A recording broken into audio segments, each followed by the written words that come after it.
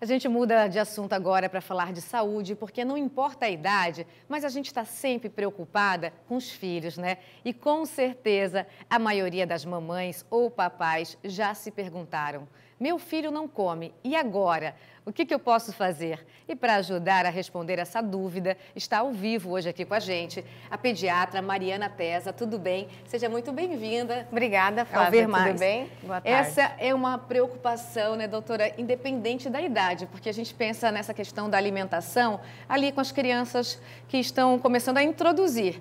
Mas tem muita criança com 7, 8, 9, 10 que ainda não tem uma alimentação saudável. Qual que é a primeira dica para os pais que estão assistindo a gente? Bom, isso é verdade. A grande maioria não tem problemas com alimentação em bebês pequenos que estão começando, né?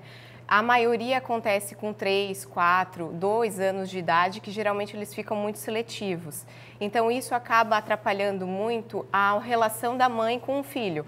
Mais ou menos 70% fala que essa relação com a alimentação acaba atrapalhando a relação familiar. É que, querendo ou não, a gente acaba perdendo um pouquinho da paciência, né? Exatamente. Algumas coisas a gente tem que ser bem observado e entender como funciona a alimentação de mecanismo cerebral para as crianças, né? Alimentar-se é um ato bastante difícil. Ao contrário do que a gente imagina, é mais difícil do que falar e caminhar, né? E a grande maioria precisa de muita motivação para poder se alimentar direito, né? E às vezes precisa do acompanhamento dos pais, precisa de uma rotina e às vezes com a correria do dia a dia isso fica bem comprometido. Você acha que a gente pode estar pecando nessa questão? Porque quando é menorzinho a gente consegue introduzir os alimentos, né? Exatamente. A gente está pecando nessa transição para quando a criança começa a ficar maiorzinha, começa a comer sozinha. E o que a gente pode fazer? Então, existem alguns passos que eu sempre oriento para as mães no consultório, né? Porque a grande maioria fala: doutora, meu filho não come nada. Mas quando você vai investigar, não é bem assim que acontece. Sempre existe um belisquinho, existe uma substituição de um alimento que não seja o ideal e acaba realmente atrapalhando para a hora de se alimentar de verdade. Então, o primeiro passo que eu costumo dizer é estabelecer uma rotina.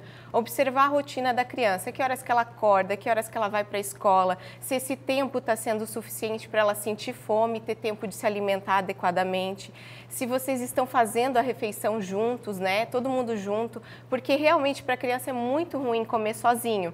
Então a rotina é uma das primeiras coisas que eu peço para observar. Mas, doutora, muitas mães, muitos pais trabalham fora, né? A criança acaba ficando com uma ajudante ou com a vovó.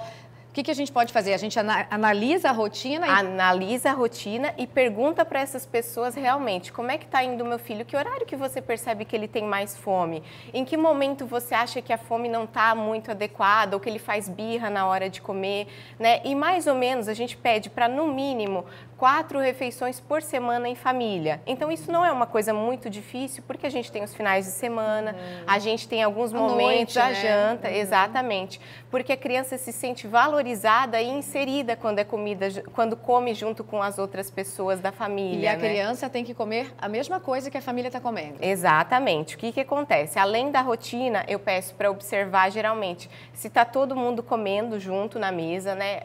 Comer à mesa é muito importante, né? É uma arte milenar, que todo mundo senta ao redor da mesa para fazer uma refeição, para se divertir, é uma coisa cultural. E a gente tem que preservar isso. Então, eu sempre incentivo as mães a fazerem isso. E nada de celular. Exatamente, essa é a terceira dica. Nada de distrações como brinquedos, celulares, a criança está muito atenta. Então, assim, não pode ver desenho na hora de comer, mas a mãe está com o celular do lado, né? Então, toca. Exatamente. Né? Você quer que seu filho coma frutas, legumes, na hora da janta você só serve no prato dele, o seu você não come, né? Então, isso eles estão muito observando. Outra coisa que ajuda bastante é principalmente inserir eles, na medida do possível, na preparação dos alimentos. Então, por exemplo, assim, final de semana, vamos na feira.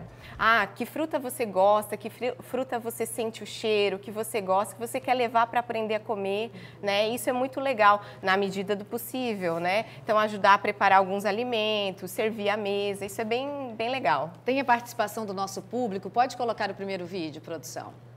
Olá, meu nome é Mariane, tenho um filho de 2 anos e gostaria de saber quais são os alimentos que estão aliados para essa fase de crescimento. E agora? Então, essa pergunta não é tão difícil, né? É uma pergunta um pouco mais fácil, porque é uma coisa bem primordial. A gente sempre tem que pensar para crianças assim como a gente, né? Mas a gente faz um pouquinho errado com a gente. Então, o que que acontece? A gente tem que pensar sempre aquilo que descasca, né? Quanto menos desembalar, mais lixo orgânico a gente utilizar, melhor está sendo a nossa alimentação. Quando o lixo reciclável começa a ficar maior que o orgânico, é que o negócio está um pouquinho errado. Então, o que que acontece? Alimentos como frutas, verduras, carnes, proteínas, Tem uma fruta que é mais ovo. fácil, assim, a gente inserir na alimentação? Geralmente as frutas um pouquinho mais doces e mais moles, as crianças têm uma aceitação banana melhor. faz sucesso. Exatamente, porque é muito parecido com o sabor doce do leite materno. Então, normalmente quando a criança não come algum alimento novo, a gente pede para sempre inserir algum outro alimento que ela goste junto para estimular. Não, mas esse eu gosto, então talvez esse possa ser que eu goste também. E vale também colocar um legume no feijão, por exemplo? Com certeza. Porque se a criança não come ali a cenoura, a beterraba, mas a gente pode colocar no feijão e depois bater no liquidificador, fica o caldinho, não vai perceber. Isso, exatamente. Mas a gente tenta, assim, fazer de várias formas o mesmo alimento para descobrir realmente qual que é o paladar mais específico dela e não deixar de estimular os outros tipos de alimento e outros tipos de consistência para a criança também aprender. E quando vem a negação? Não gostei. A gente deve insistir?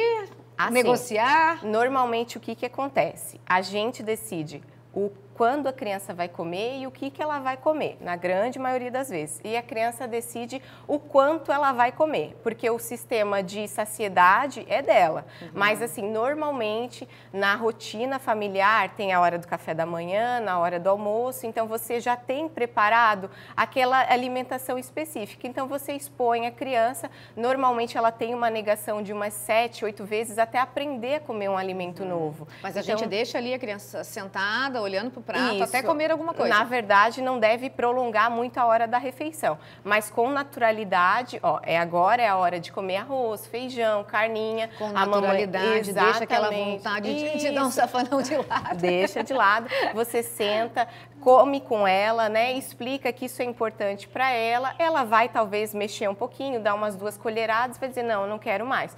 Tudo bem. O que não pode fazer é depois ela pedir uma bolacha e ela ganhar essa bolachinha, que isso é uma substituição. Verdade. Porque isso é muito relacionado à fome de quê, né? Sim. Então, eu não quero comer arroz, feijão e carne, mas eu gostaria muito de uma bolacha com Nescau, né? Então, e eu te entendo, mamãe que está assistindo a gente agora, que a gente fica com pena, acaba dando a bolacha, mas não pode, né? É saúde mesmo. Tem mais participação do nosso público. Oi, doutora. A minha filha tem 1 ano e 9 meses e eu percebo que ela tem dificuldade de comer folhas cruas. Eu queria uma sugestão de como poder ofertá-las. Essa é uma pergunta bem boa, porque mais ou menos 73% das crianças não comem nenhum tipo de fruta ou verdura. Então, é uma quantia bem esmagadora. Crua, né? Eu acho que é difícil, né? Isso, é um paladar meio diferente para a criança que está acostumado com o doce, o leite materno. Então, assim, a gente pede para começar desde que a mãe está grávida, porque tudo que a mãe come vem no paladar da criança também desde a gestação. Legal. Por isso que é muito importante a saúde materna também. Depois disso, a gente pede para ver qual que é a coisa mais familiar que ela tá conseguindo comer, né? Ela gosta muito de ovo. Então, vamos picar uma couve no ovinho, fazer tipo um omelete, ver se ela aceita. Depois passar para o vegetal cru de verdade. Você já não oferecer cru, assim... Não, até pode se ela conseguir. Mas se misturar com o ovinho, fica mais a grande leve. maioria, às vezes, tem um pouco de recusa, porque é uma consistência diferente, é um sabor diferente, né? Então, assim, rasgar na sopinha, eu sempre peço para, desde a introdução alimentar, pelo menos uma folha verde, rasgar em cima da sopinha, para já ter indo, para aquele paladar já estar se adaptando para a fase mais difícil depois. A doutora Mariana continua com a gente, pode continuar participando, estão chegando várias perguntas e ela vai responder tudinho daqui a pouco.